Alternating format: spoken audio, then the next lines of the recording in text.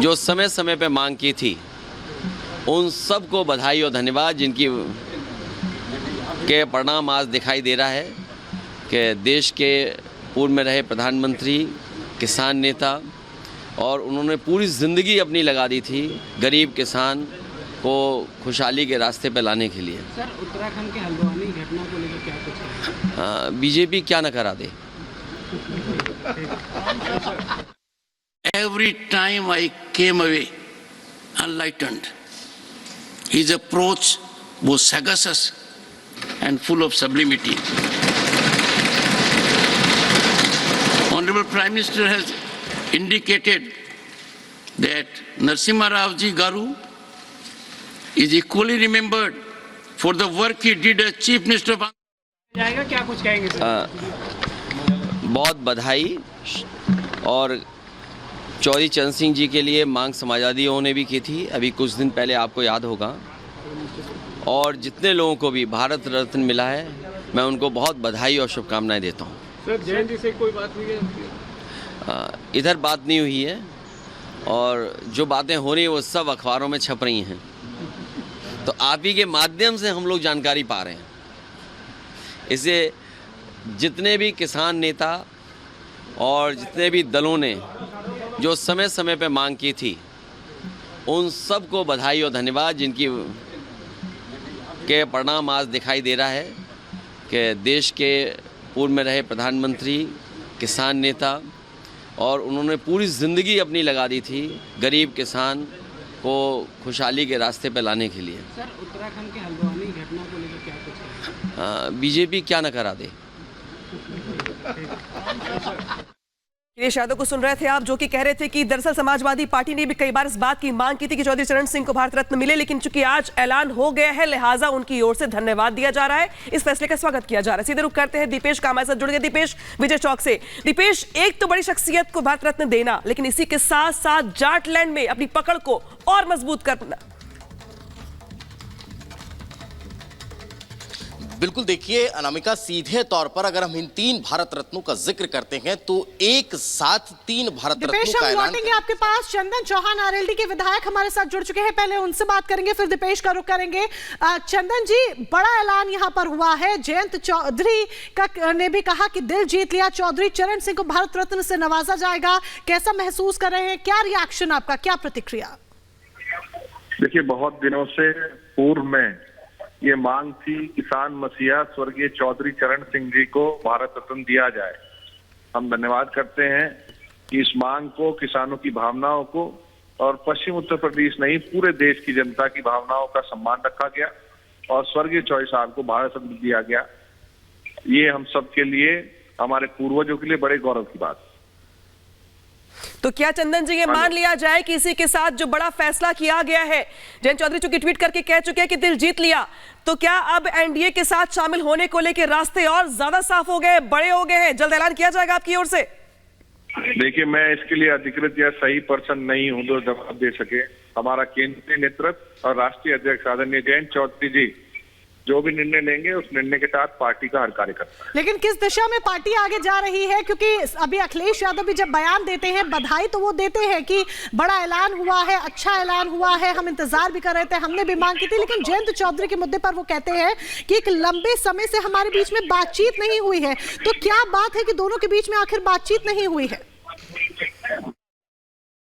Is very instrumental in recognizing the people who have contributed to this country, even from people from different aspects, different regions, religions also, even from different political parties, keeping the political affiliations apart.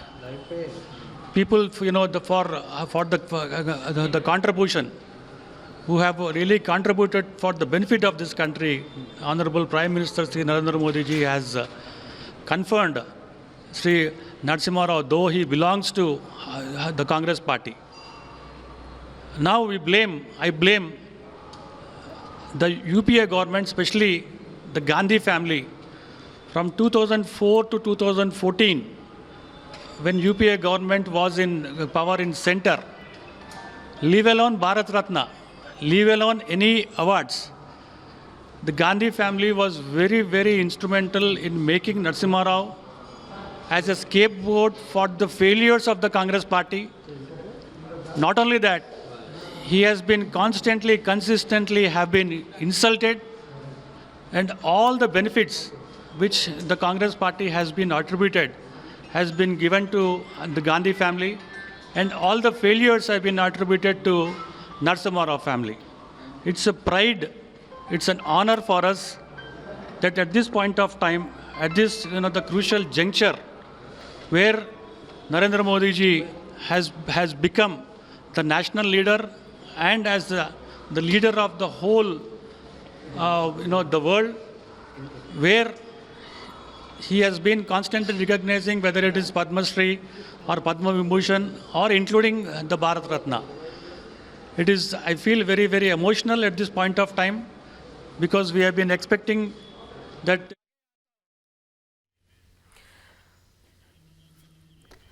सीधे रुक करते हैं हमारे साथ जुड़ के आचार्य प्रमोद कृष्णन जी। प्रमोद कृष्णन जी, जिस तरीके से ये जो ऐलान किया गया है जिसमें 3 नाम निकल के सामने आए हैं, पहला तो चौधरी चरण सिंह, इसके अलावा बाकी पीवी नरसिम्हा राव, इसके अलावा स्वामीनाथन जी। जयंत चौधरी को लेकर अगर बात कर लेते हैं तो वैसे तो आजकल आपके भी सुर बदले हुए हैं, पीएम मोदी की आप भी तारीफ कर रहे हैं, लेकिन जिस तरीके से नामों का ऐलान हुआ है इस पर प्रतिक्रिया क्या होगी आपकी?